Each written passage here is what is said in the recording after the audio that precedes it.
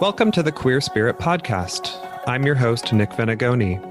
Here we have conversations with artists, healers, and activists who enliven the LGBTQ communities and who empower our queer spirits to flourish.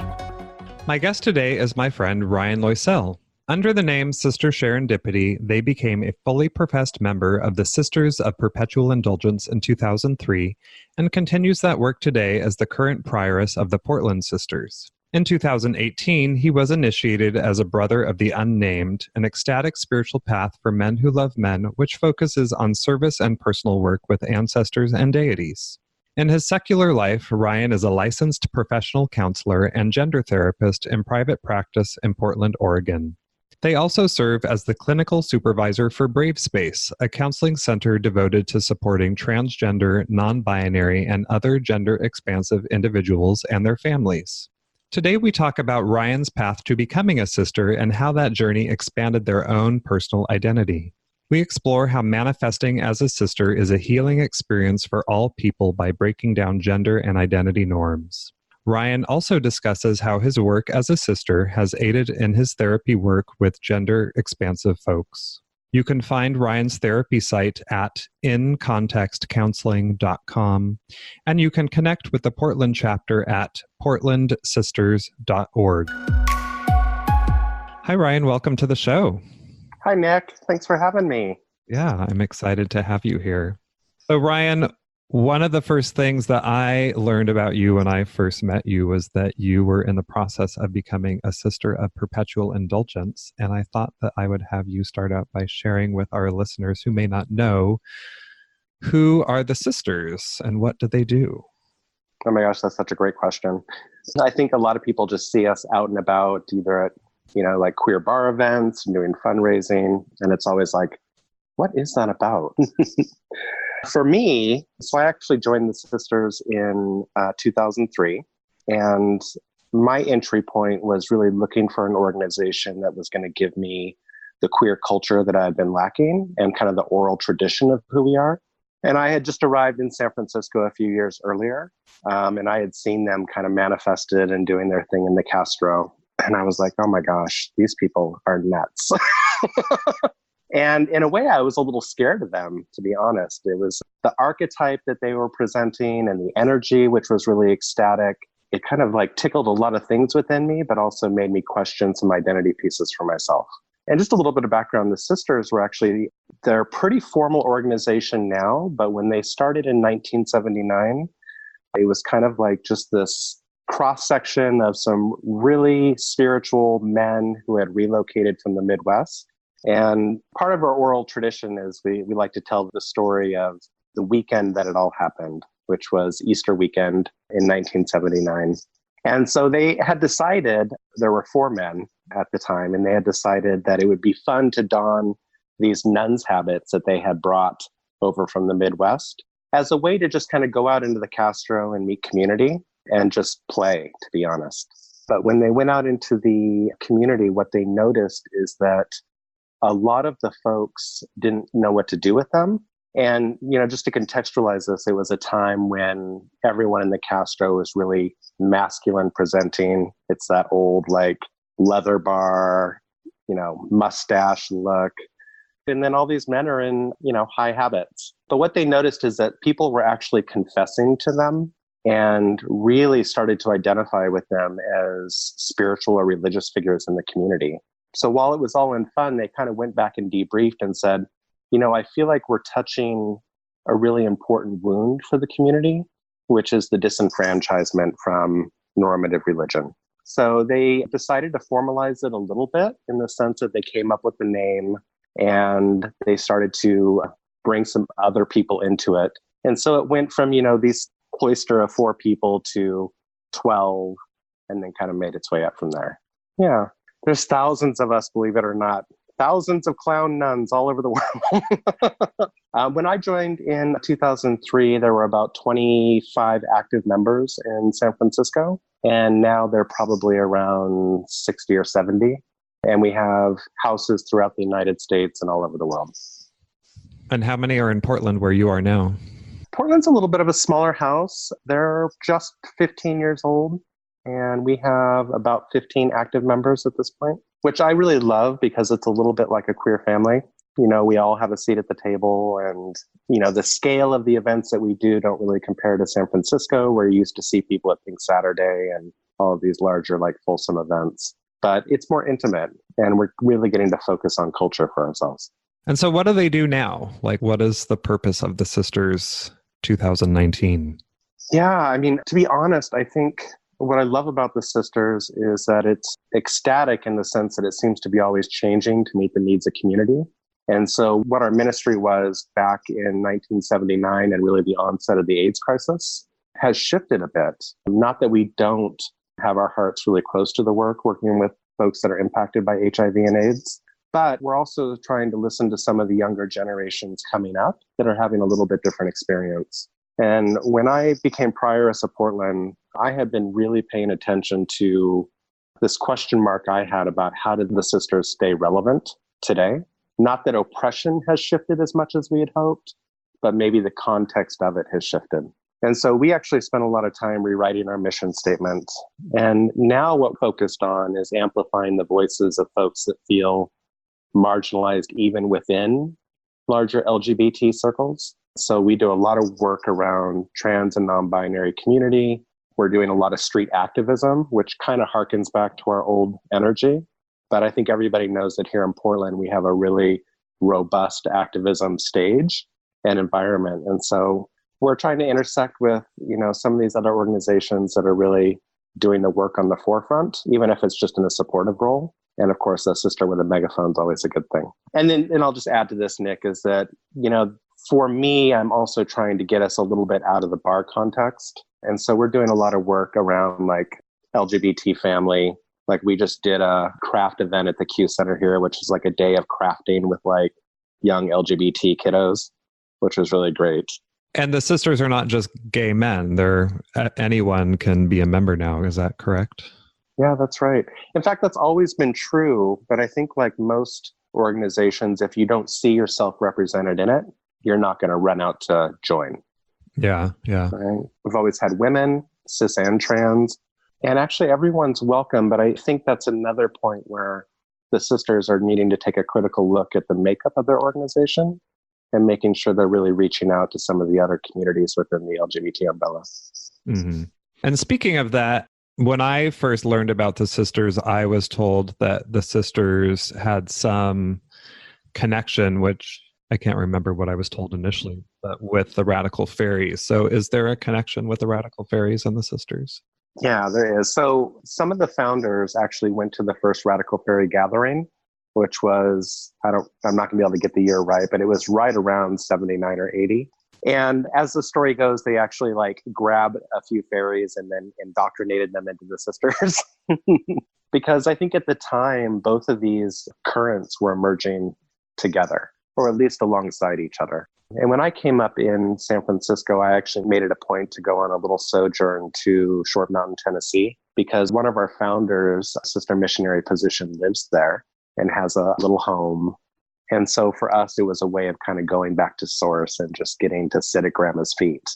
So I think in the respect that we're all trying to find a spirituality that makes sense for us, there's a lot of overlap. So I got a little bit of how you discovered the Sisters in San Francisco, but I'm curious, what was it that made you decide to join, and what was that process like for you?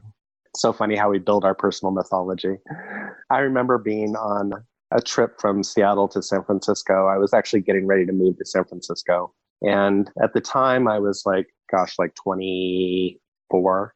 And I had stopped at my parents' house in Salem, Oregon. And I remember throwing some runes, and the thing that came up for me was initiation. And my narrative at the time was, I want to find my people. And so I was coming with my best friend to San Francisco to really either be a part of intentional community or create that ourselves if we couldn't find one already that would have us. I didn't really know the form that it was going to take, but when I started seeing the Sisters move, I'll say when I started to circulate around the Sisters, it made me realize that there are already organized groups of people that are attuned and doing the work of service in the world. And so, it took me a while to get settled in San Francisco before I was, feeling confident enough to reach out and actually be a part of that initiatory process. But for me, it was a calling, in the sense that we get something that comes into our psyche and we sit on it for a while and it just becomes more salient. And then at some point we just move to action, which is to do the thing. And within the sisters, I found that intentional community of, like-minded, radical spirited folks that want to do service work and want to help people really be liberated.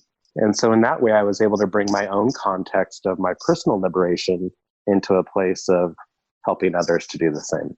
Now, one of the things I know about you, because I've known you for so long now, is that you have really focused a lot of your own personal life and your mission in the world around sort of orbiting around concepts of identity and spirituality and healing. And I'm curious to know if part of your journey of being a sister shifted your own experience of your personal identity in any way. Yeah, I mean, to be honest, being a sister, asked that we were, doing blessings at events and interacting with a whole, actually with a variety of subcultures within our community.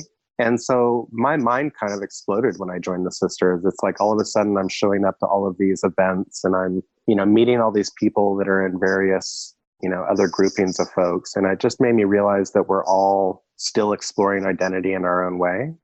And I started to realize that for me, donning the habit allowed me to get in touch with some feminine aspects of myself that had been really dislocated. I think for a lot of people that are enculturated as gay men, that's a real significant wound for us. And for me, it directly relates to my freedom in the world, which is these parts of myself were always asked to be hidden and or contained. And in being a sister, I'm putting on this, holy drag. And I'm embodying Sister Serendipity, who, to be honest, is pretty feminine, and really letting that fly.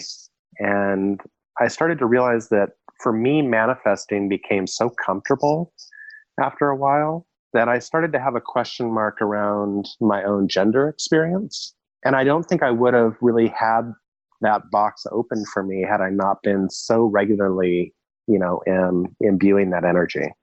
And so here we are, I'm 46 years old and I'm a gender therapist in Portland, Oregon. And I'm doing this really tender work with folks that are coming into themselves all the time. And yet I've got this awareness of myself, which is like, gosh, Ryan, how's your gender stuff going? And, I can go and do, teaching at grad school where I'm like, we're never done with identity work. And I'm, relaying all these messages. And yet for me, I realize that that's still such a tender piece of how do my parts show up? When do I need to formalize that into an identity, gender, otherwise? And why is that important? And I have to tell you, here I am at 46 and I'm just starting to identify as non-binary. And it's been a really beautiful journey because I've started to recognize that because I have been allowed to do all of this identity exploration with the sisters, what got sharpened for me is that I have never really felt, when I sit in a room with other gay men, there's always a part of me that's missing, right? And it isn't maybe as salient as it is for some other people's experiences, but here I am in a place in my life where I can say, it's okay for me to capture that piece finally. And I can look back to all of the gender exploration that I did with the sisters as the primer for that work. Yeah, it's interesting as I think about it more that, I'm not a sister. I've never done anything like that, but I imagine that being a sister and manifesting as a sister out in public, here you are, this person who, walking down the street, most people would just identify as a gay man. And then you put on this clothing, which kind of hides your body in a way.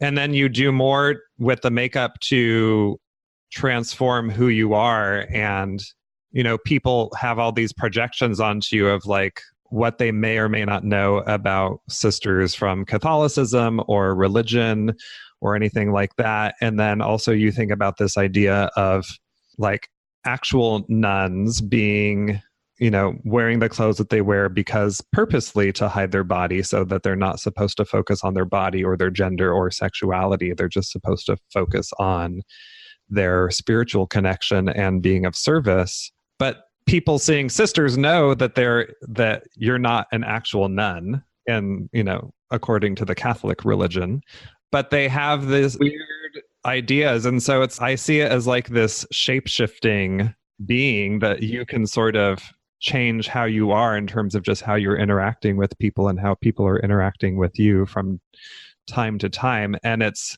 completely acceptable and forgivable.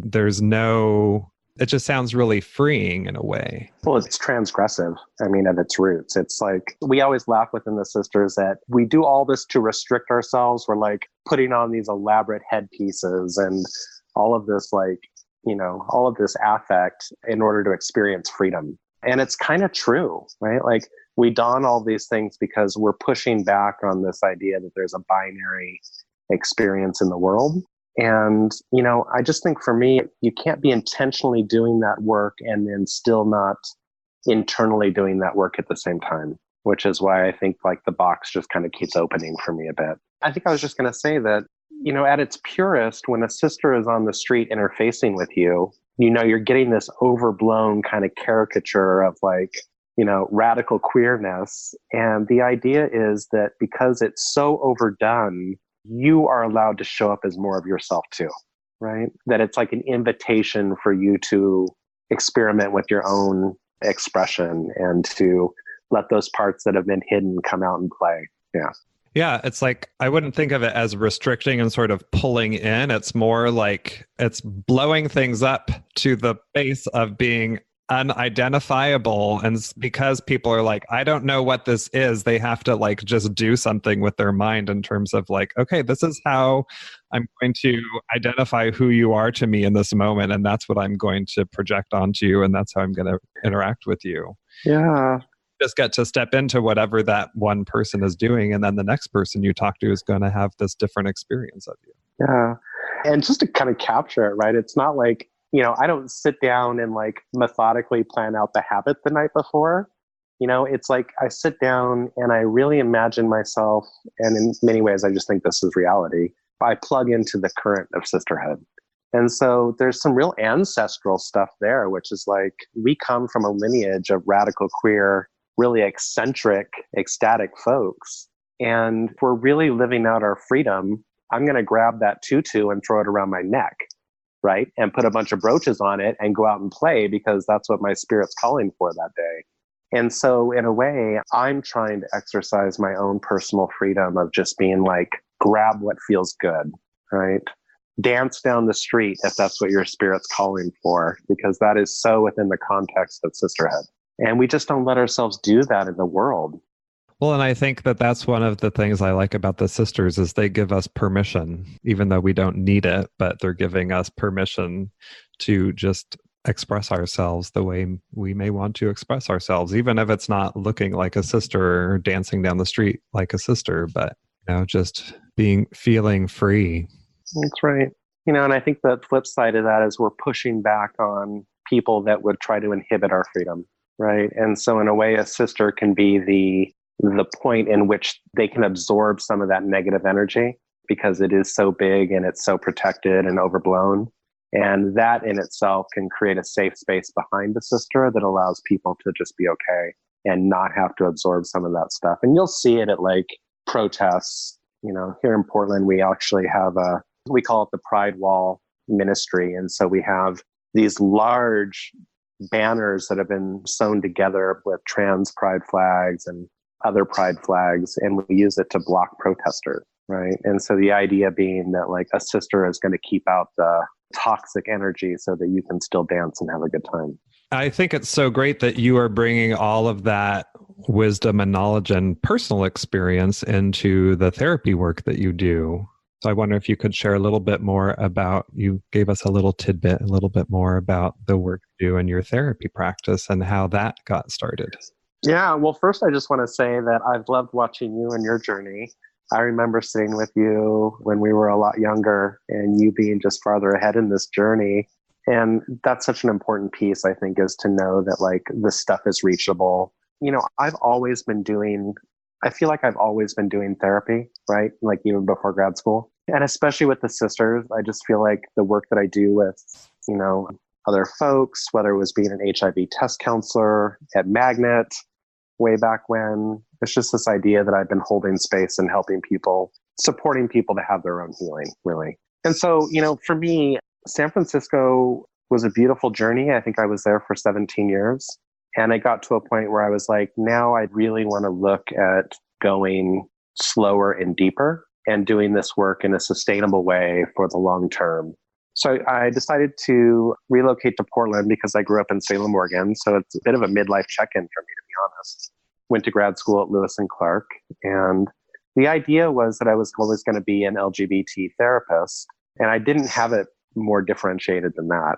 I was like, I'm probably going to work with adults. And we started having these visions of us with spectacles when we're like 60 something sitting in a chair, our scarves and our drapes. And and what happened to me, I think, it was pretty magical. I actually ended up getting offered a really specific internship working at Transactive Gender Center, which is really one of the only agencies of its kind. It's created by this amazing activist trans woman. And what they do is education and outreach within systems here in Portland to kind of push back and allow trans kiddos to have a healthy experience in schools. And they also had a clinical arm. And so I ended up getting this internship at the clinic working with trans kiddos and their families. And I remember doing a lot of reflection that first year about like, wow, this feels like really specific. Is this, what does it mean for me to be specializing in this particular area? And, I had these old notions of like, I'm going to work with adults. And there was something that kind of happened for me in sitting with these young people who are coming into themselves, where I have to be honest, my heart just kind of melted, right? It's like, one of my first clients was like a 5-year-old who was so ready to transition and so clear about who he was in the world. And the parents were like, oh my gosh, help. We don't want to screw this up. And I'm like, I don't want to screw it up either. It just took my thinking around identity to a whole new level. Like, here we have these spirits coming in who are so clear about who they are at such an early age that it really challenged any of the questions I had about how we discover who we are. So I decided to stay in the work. And as I expected, it just kind of it just secured more and more for me that this is where I want to be. And I would just be honest and say largely because, I was enculturated as a gay man, and I feel really connected to that healing process. To be helping folks who are marginalized in this way feels more salient to me. Right? I just don't feel like the trans community has anywhere near the amount of supports in place. And I think that clinicians that are doing the work with this community, there just wasn't very many. And so it was such a natural hole to kind of step into. And it's been weird, right? Because here I am now training clinicians to be gender affirming therapists. And I've been, questioning my own identity. It's like I walk into a grad school room and I'm like, I'm gender questioning 46-year-old and a gender therapist. And I'm just so honest about it, right? And I love that. And that's what the work asks. It asks that you be so honest about where you are with your own stuff so that you can meet people and provide a space where they can be that honest about where they are. And, right now there's a lot of narratives in community about having to be so secure in your trans identity before you even come out. And so I just really push back on that in the counseling realm, where it's like, we're all allowed to have question marks still. In fact, a lot of that is oppression, right? We've had to be so uncertain and tentative about who we are. That part about surety is sometimes really distorted for us. And so providing a space where it's okay to be a person on a journey, right? And giving people something to push off of so that they can decide yes, I am that, or no, I'm definitely not that, has been really beautiful work. Yeah. Well, I'm really glad that you are doing that because, as you said, there haven't been very many people out there doing that work, and there still aren't a whole lot. It's getting better. Yeah, it's growing. I mean, even here in San Francisco, there aren't a whole lot. But I think that because, people like you are starting to teach and educate, that there will be more support out there. I'm really happy. I have 6 supervisees right now, and 4 of them identify as trans or non-binary. And so these are folks that are just coming out of the grad school, and half of them are on a private practice trajectory. The others want to start their own little counseling centers. And so it's beautiful, right? Like in a way, we're kind of like holding place for these other generations of clinicians to come in and do this work. And so, yeah, it's changing. Mm-hmm. Yeah. Yeah, I can't wait to see what it will be like in 10 years. I know. Yeah, you won't have gender therapists. You'll just have like therapists that are affirming. Exactly. So I know one of the ways that you practice therapy is through existential therapy, and I'm curious to know, well, first, can you define that for our listeners who may not know what that is? Then I have some other questions about how you weave that into your work. Oh, God, that's a big question, Nick. It's an existential question. It is. Who am I? Why do I do what I do? Well, I guess we're modeling what existentialism is right now. So I laugh all the time because I have this bookshelf full of like existential therapy books. And then like I have toys in the corner, right? I think for me, I started reading existentialism, probably right before grad school. And the part that always struck me was that we are thrown into this world, and we can even have like a felt sense of that experience. It's like I wake up and I'm alive. And the question is always, what am I going to do with it? Right. And for myself as a young kid, I remember having my first existential crisis, and I was real young, which may explain a lot. But what I noted was that my parents were so deeply dissatisfied in their relationship with each other, in the world. And I remember being an only child and kind of sitting at the feet of their despair and thinking, like, what is going on in this world that this is what's being modeled for me to come into? And I don't want to do it. Like, can I please kick and scream and do anything but come into this world?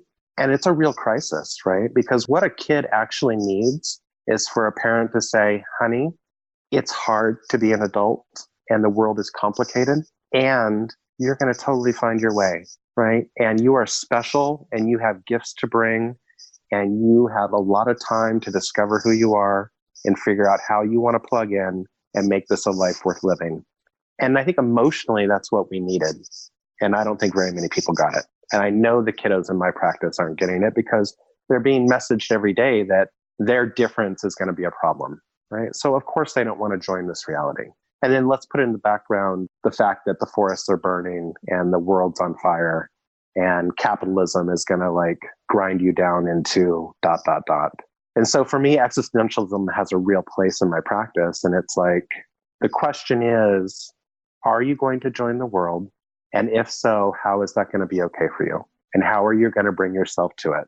Right? And you may not want to join the world for a while. And so let's do our therapy there. What is it like to be outside of the world? What is it like to be on the sidelines, not sure that you want to do this?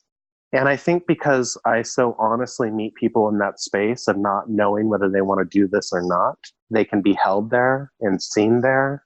And their fears about what it means to join the world have voice and can be externalized. And then together we can build some scaffolding for them to tiptoe into the world and just see what it's about, despite the messaging that's happening. And I have to be honest, Nick, I'm like that candid about it in therapy. I mean, because there's no reason to like dress this stuff up in any other way when you're having that level of a crisis about it all. And what I'm realizing is that the 15-year-olds that come into my practice are, yes, they're impacted, but they're also really aware. And this is why I also like working with trans folk, right? Because we have people that have been spending a good portion of their lives looking inside to figure out who they are and why they have difference and what that means for them. And so they have a lot more insight into why they're doing what they're doing and why they're hurting than I think a lot of other people. And so it's okay to talk to them at that level because that's where they are.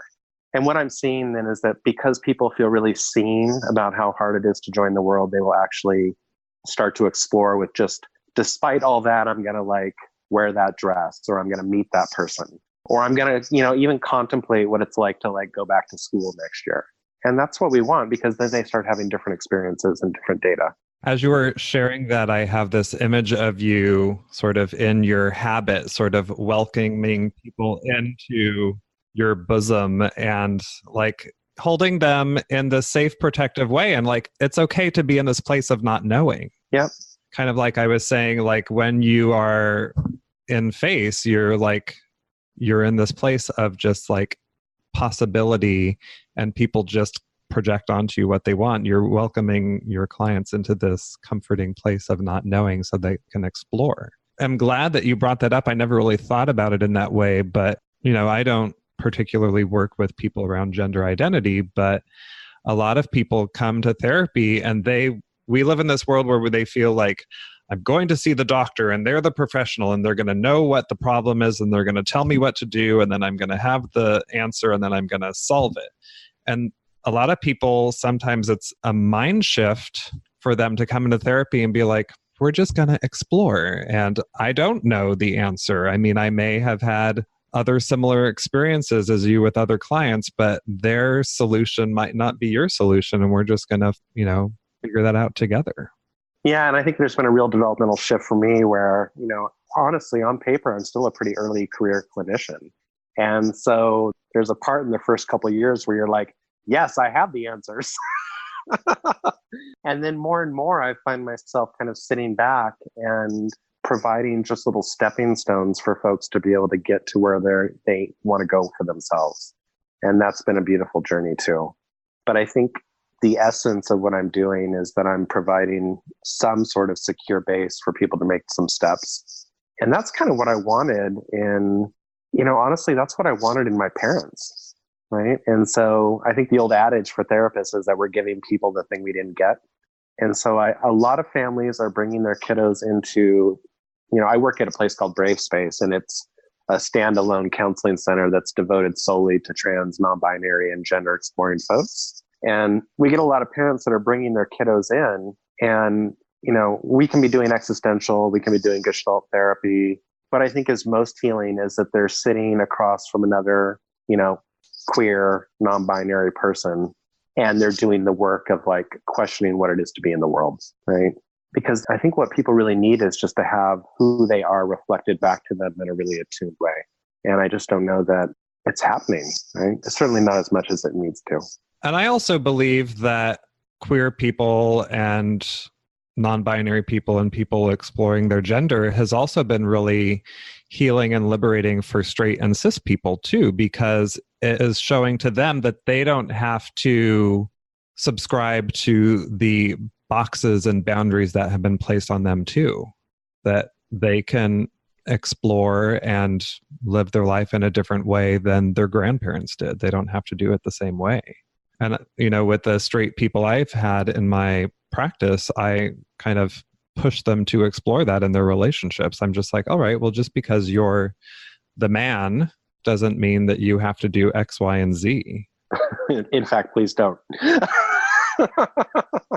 Well, and vice versa. And just because you're the woman doesn't mean that you have to do X, Y, and Z, or that you don't get to do X, Y, and Z. And what's it like to, create the family that you want to see, or maybe you don't even know what that is, but it doesn't have to look like the way your family looked or any other families that you've seen look.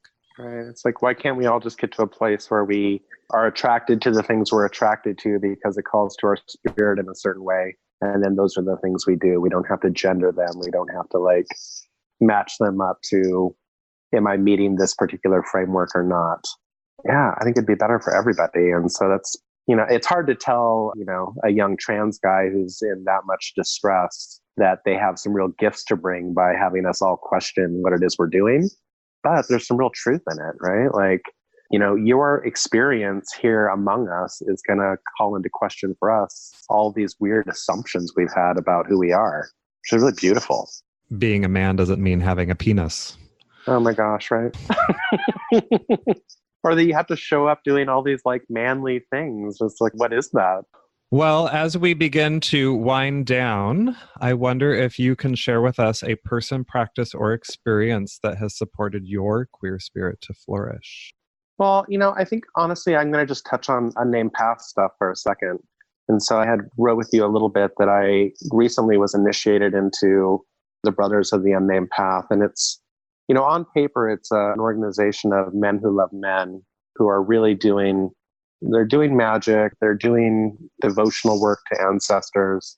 And, I'll just, put a shout out to Chase, who was my teacher in the path, that this is, sitting with him and being introduced to some of the, the cosmology of the group. And they have us all read Two Flutes Playing, I think it's Andrew Raymer. Yes, he was actually on the show last season. Oh, so good. Right. And so what he talks about in that book is this idea that we're liminal people. And as liminal people, we have access to all the polarities, right? And in fact, not only that, but we get to see how they interplay and what they mean, because we get to fluidly kind of move through all of this stuff. And it's really what makes us healing people, right? It's because we just are so in touch with the human experience from all of these different perspectives by being in the middle. And it just made me realize that, like, whenever I'm showing up to do something, whether it's a role that I have, that it's like dialectic in a way. It's like, well, today I'm going to be a sister and I'm going to be the prioress of the Portland house and we're going to go do these things. And then tomorrow I'm going to show up and be, a therapist and do my work there. And so for me, what I'm starting to realize is I'm just getting to a point in my life where I'm getting to bring all of myself to everything that I do. And even if I'm dressing it up in a certain role, the essence of who I am is not shifting that much. And so, so even if I'm Sister Sharon or I'm Ryan the therapist, I'm a brother in the unnamed path, I get to feel pretty whole day to day, moving from experience to experience. And I'm allowed to be angry, and I'm allowed to be sad, and I'm allowed to be scared, and I'm allowed to be the expert, and I'm allowed to be on your show. And I'm also allowed to go after this and not know a damn thing about what's happening next. And there's real freedom in all of that. And I think just for me, being a part of a spiritual tradition that says, like, we know you've been disenfranchised and we know you've been oppressed. And now let's get back to the roots of who you are as a magical being. And let's let you find your practice. And let's not be dogmatic about it. Let this be an emerging tradition where you get to teach us and we teach you. And we go do service together and you get to be all of your parts, has been really beautiful. And so here I am in midlife going like, gosh, it's like the first 30 years were so much pain, and just so much healing was required to then get to this place where I get to just kind of move with more freedom. So does that answer your question a little bit? There's no wrong answer. Oh, I love that. So Ryan, where can people find you if they want to be in touch and learn more about the work that you're doing? Yeah. So if in the therapy realm, they can find me on the Brave Space website. It's bravespacellc.com. I do have my private practice out of Brave Space, and that's just incontextcounseling.com. And then if you're interested in connecting with me as a sister, you can find me at portlandsisters.org. And I'm currently, I'll be president for another year probably. So that's just a good contact point for queer community activism type stuff here in Portland. Well, I will have those links in the show notes for people as well. Great. Well, thank you for being here. Yeah, thanks, Nick. This was so good. I really love seeing your face and getting to connect this way. Thanks for doing this for everybody. I work with many queer folks who struggle to get their needs met or who suffer from having their boundaries violated by others. Because you may not have been cared for the best, you might have a hard time identifying your needs. Or because you have been violated or bullied, you might not completely understand where exactly your boundaries are. If you'd like some help exploring your needs and building more resilient boundaries, head over to my website and download the free guide, Needs, Boundaries, and Self-Care Support for Queer Folks. This is a short introduction to help you start to shift and change your relationship to yourself and others, and to feel more safe and resourced day to day. So just head over to queerhealingjourneys.com/needs to download your free guide today. To find the resources we discussed today, find the show notes at thequeerspirit.com. And if you enjoyed the show, remember to subscribe, rate, and review on iTunes. This will help us reach and support more queer people all over. Thanks for listening, and see you next time.